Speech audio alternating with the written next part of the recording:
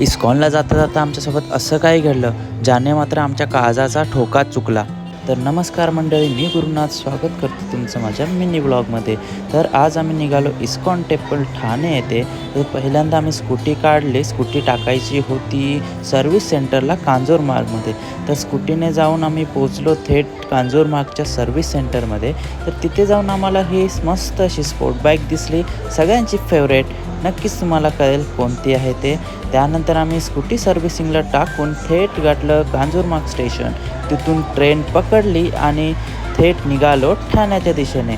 तर ठाण्याला पोचताच आम्ही तिकडनं पकडली ऑटो, जी इस्कॉन टेम्पलसाठी आम्ही बुक केली होती. टेम्पलला पोचता वाटेमध्ये असं घडलं की एका कारची धडक आम्हाला लागताच रिक्षावाल्या काकांनी वाचवलं.